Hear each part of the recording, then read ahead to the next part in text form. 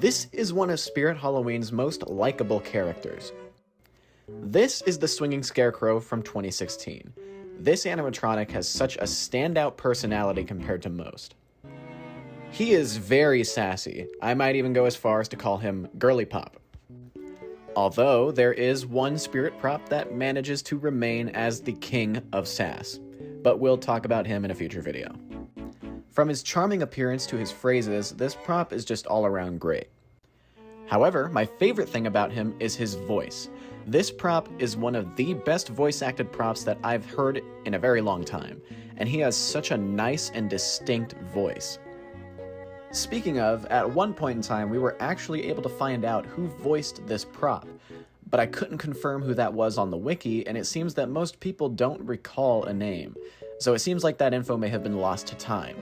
The one thing that I do remember is that his voice actor also did voice work for a Batman character in a random Batman video game, and I also don't remember which character or which game that was, so do with that information what you will, and when you hear his demo at the end of the video, let me know if his voice rings a bell. He's made by a company called YJ Toys and Crafts, and they're pretty well known for their swinging characters. Swinging Scarecrow in particular is a reskin of Pumpkin Nester and Swinging Swamp Hag. These particular swinging animatronics are much bigger than ones like Little Skellybones or Little Nester, and feature entirely different animation as well. As you can see, I don't have my Scarecrow hung up, and that's because he's just too big and a little too heavy to actually hang in my room comfortably, unlike the smaller swinging guys. Fortunately, this prop can just be sat on a flat surface, and it honestly doesn't take away from him at all. In fact, you could probably set this guy up in an old rocking chair, and it might even look better than just hanging him up. Here's something fun to think about though. It's speculated that Swinging Scarecrow originally wasn't supposed to be a scarecrow. Underneath his burlap is a fully sculpted skull, which I unfortunately don't have any photo of, and I am certainly not about to ruin my brand new Scarecrow to take one.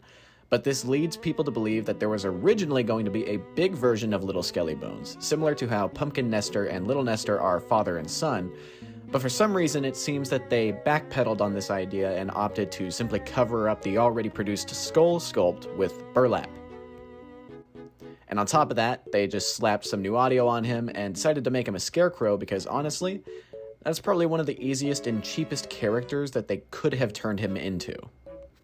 He retailed for $200 back in 2016, and honestly, I would say that was worth it.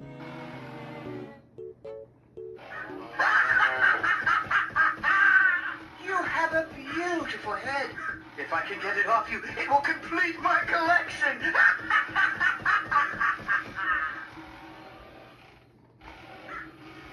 Oh, you like my clothes? I got them from the farmer. He's about 6 feet away from you. Straight down.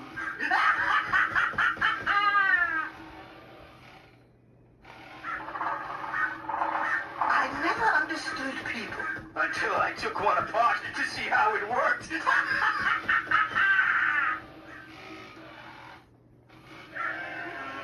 See what I got here? It's the straw that broke the farmer's back. Come closer, and let's see how it works on you.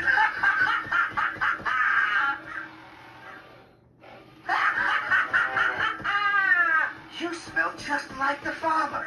After they dug him up.